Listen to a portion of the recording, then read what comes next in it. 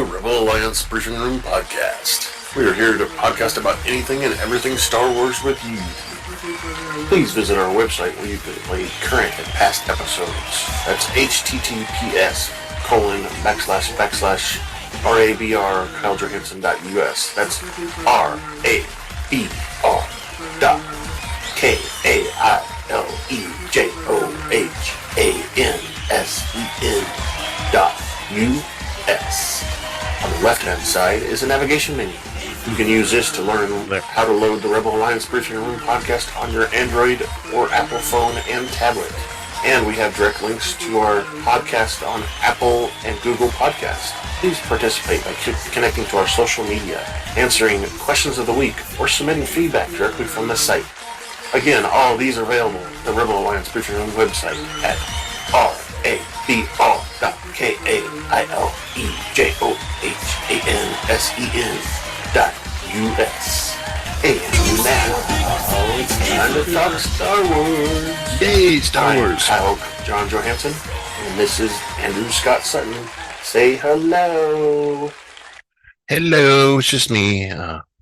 Scott's not going to make it, partially because he's busy and partially because I'm just kind of running through these all at one time. So today we're going to be reviewing Star Wars Visions Volume 1, Episode 5, called The Ninth Jedi. The Ninth Jedi. Why is there only 9? So we'll be detailing a recap of the episode and begging you for feedback. We want you to respond, to talk to us, to say hi, anything. And that also reminds me that you could be spoiled.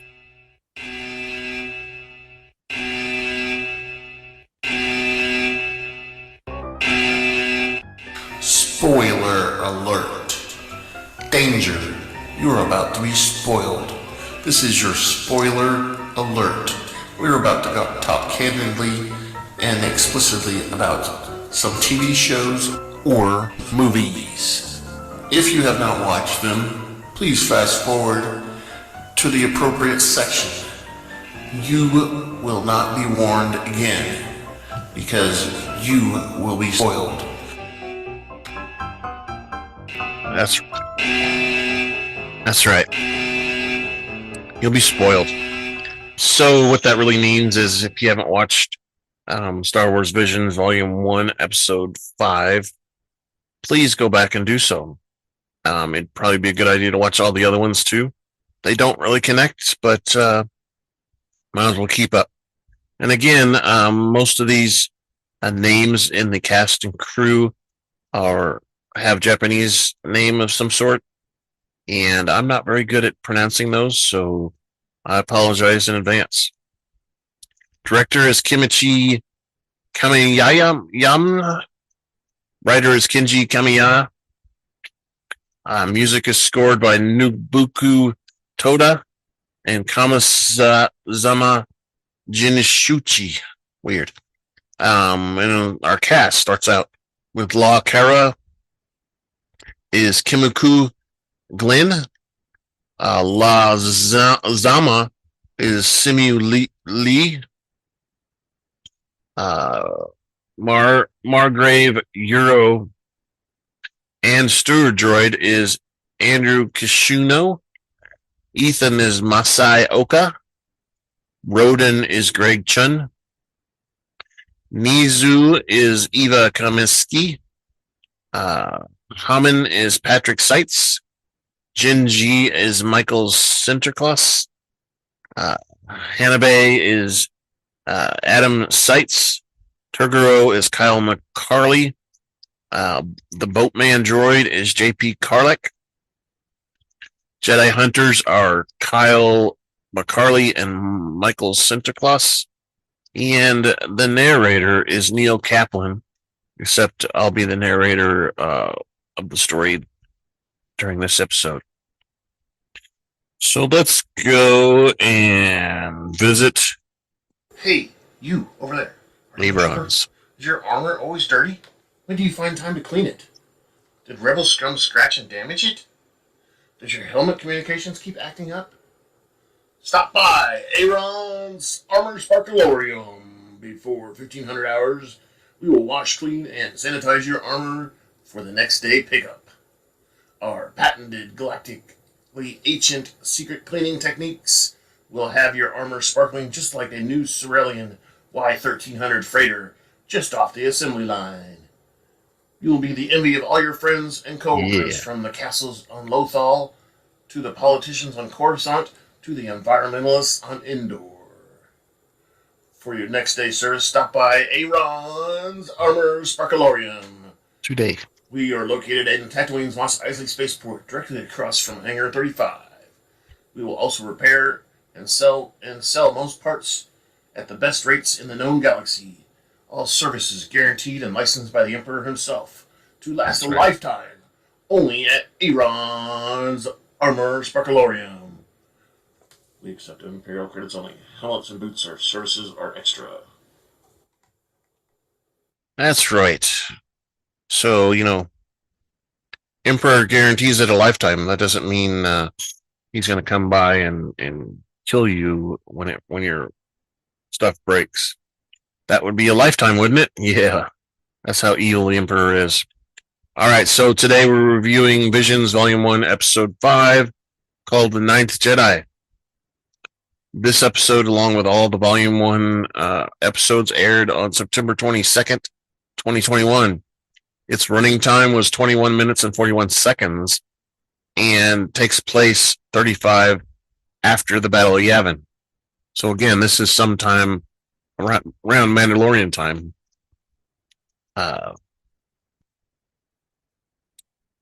So what that means is it's time to grab your favorite beverage, pull up a chair, and join us in the Rebel Alliance briefing room.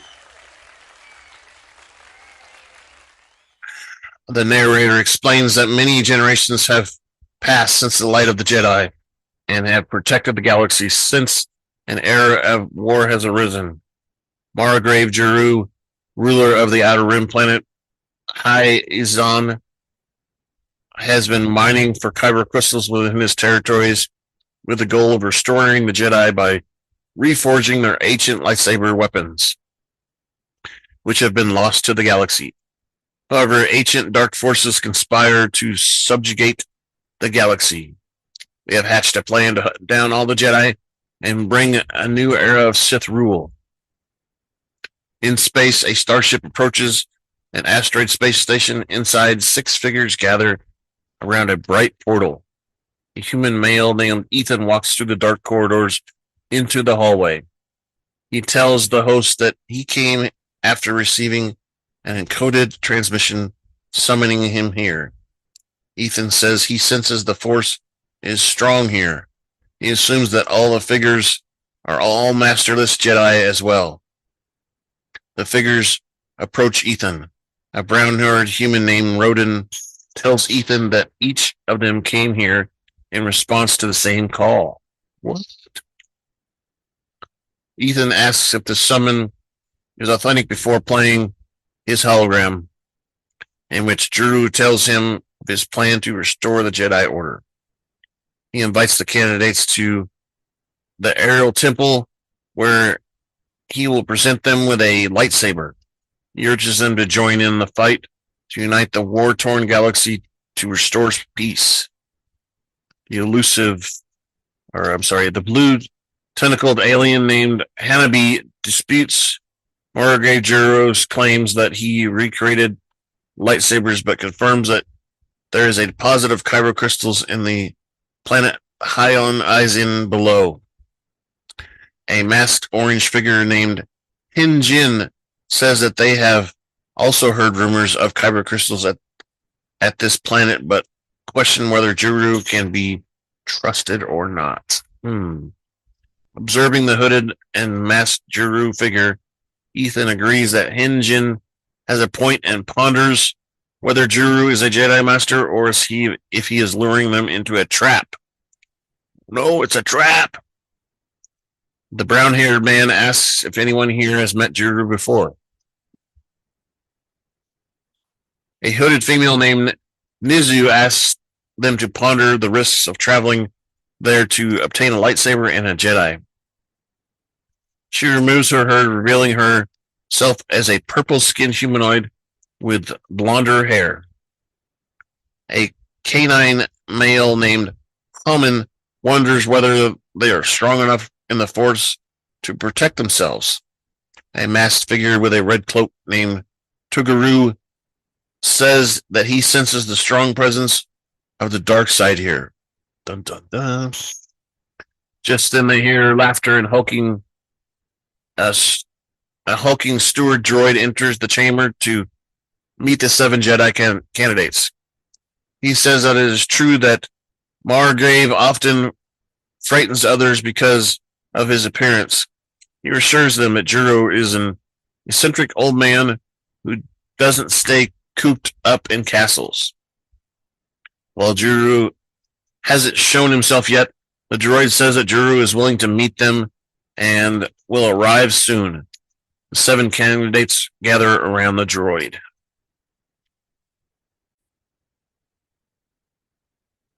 On the planet below, several pulley systems harvest kyber crystals from orbit.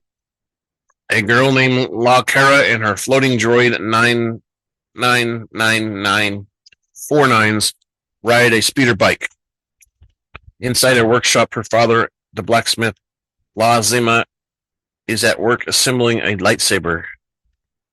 Kira tells Zhima that they found a big one today and asks if he managed to complete the 7 lightsabers.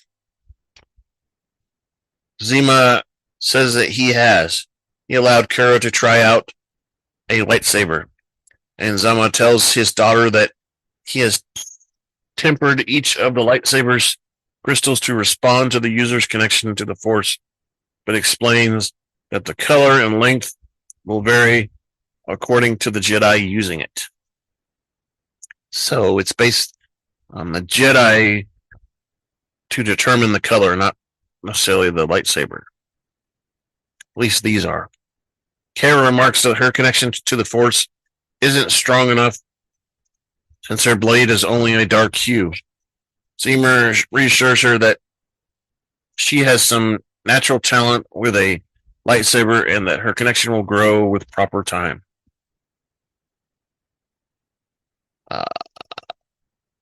He explains that the Force is present in all living beings and that only individuals who develop their connection to it will have power to wield it.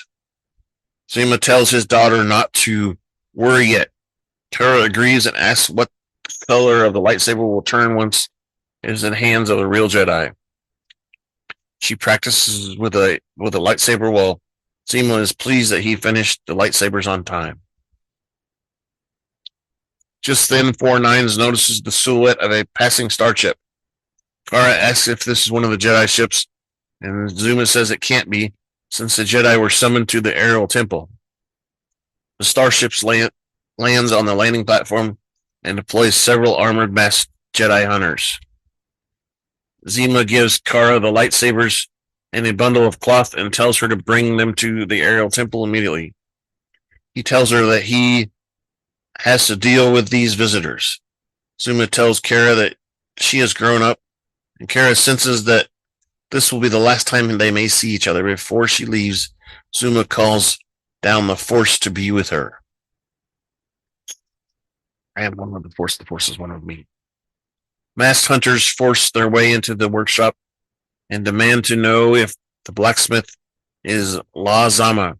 After Zama confirms this, the bandits charge him with a illicitly manufactured several lightsabers for bastardless Jedi. Zama asks where they got this information. The bandits reply that they got it from the one who enlisted his services to make them. The leader ordered Zama to hand over the lightsabers, but he refuses.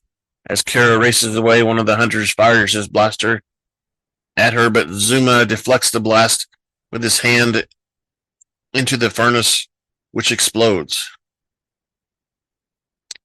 Kara witnesses the explosion and calls out to her father. Zhima tells her to go before the hunter knocks him out. The leader sends his subordinates after her. Back at the aerial temple, Roden demands evidence of Margrave's plan from the Sentinel droid.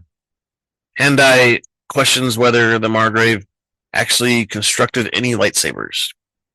The droid shows them the case of the lightsaber and asks if this is what they desire. The Jedi candidates are in awe.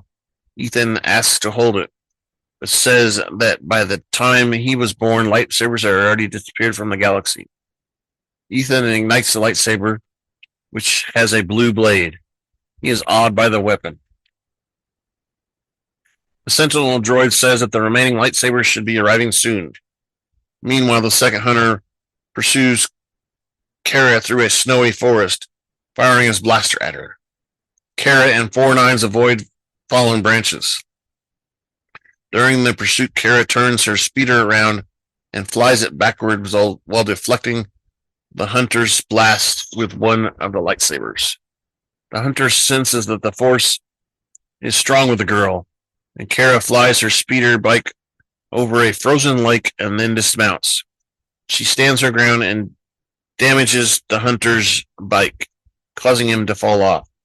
She then climbs back onto her bike with 4-9s, and the hunter survives and hoists his pistol. Kara reaches a spaceport where she met the Boatman droid, who is drinking hot oil from a cup of tea.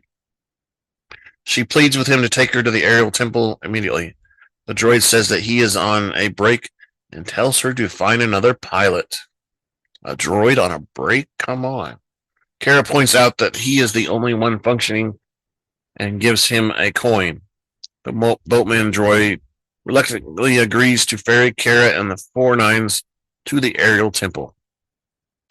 Meanwhile, at the asteroid space station, the impatient Jedi candidates confront the Sentinel droid.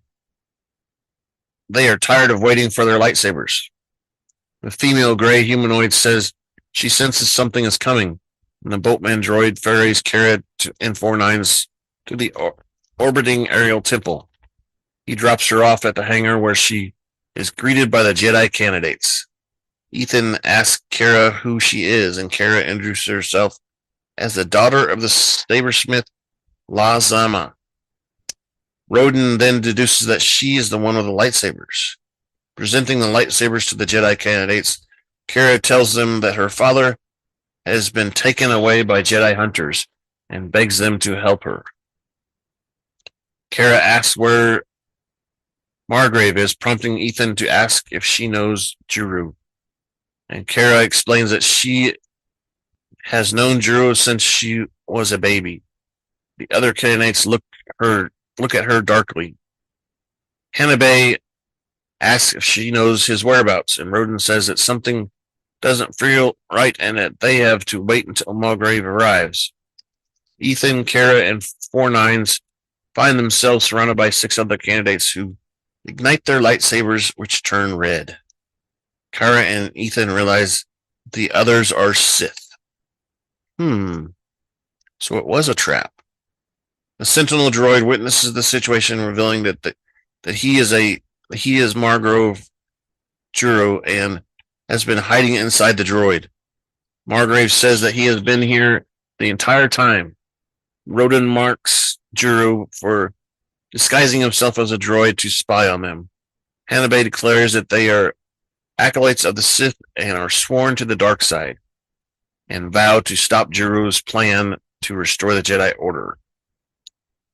Hanbei lunges at Juro with his lightsaber, but Juro uses the Force to snatch the lightsaber easily out of his hand. Then it turns green, and he promptly slays Hanbei, cutting him in half, much to the shock of his fellow Sith. Roden and the second Sith parry Juro. Hen Jin tells Kara that their hunters have taken her father to a distant star system where she will never see him again. Ethan and Kara drop their lightsabers. Kara, in a fit of panic, ends up striking Ethan's saber, knocking him down. She then fights against 3 of the Sith, but later joined by Ethan. Meanwhile, Juro fights Roden and cuts down Toguro, much to Roden's frustration. Niizo calls Roden and attempts to aid him. Juro effortlessly kills Hen Jin and fatally wounds Niizo. Roden then tells the dying Niizo, who expires in his arms, tends to the dying Niizo, who expires in his arms. Meanwhile, Kara parries with Homen, whose lightsaber has turned purple while hers becomes pure green. The raged Roden attacks Juro with a force lightning, and Juro tries to deflect it with the force, but the Sith force lightning breaks through his defenses. Kara rushes to aid Juro while Ethan takes over her fighting with Homen. Kara duels with Roden. Juro uses the force to push Roden against a giant carbon crystal, which causes him to disintegrate and burn to death. Ooh, that sounds kind of gross. Juro stops Ethan and Homen from fighting.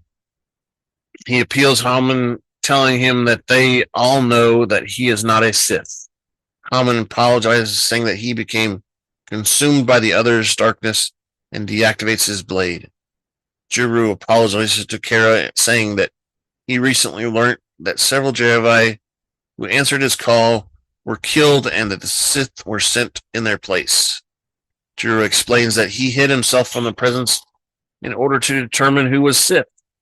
As a result, they also learned about her father, Zhima. Juro apologizes for not being able to help her father. Juro promises Kara that he will save her father. Ethan regrets that he was not strong enough to defeat the Sith. Juro reassures Ethan that he will survive the fight. When Ethan asks about the other Jedi, Juro says that he senses them wandering elsewhere in the galaxy. Juro tells Kara that she has been guided by the Force ever since the moment she was born. He invites her to join them as the ninth Jedi in the group, working to restore peace to the galaxy so that they can reestablish the Jedi Order. The group departs on a starship headed into space, leaving the Aerial Temple behind, presumably going to find her father. And the credits roll. They're rolling. Which prompts us to say that we need a lot of feedback, please. Feedback at KyleJohansson.us. That's feedback, KaileJohansson.us.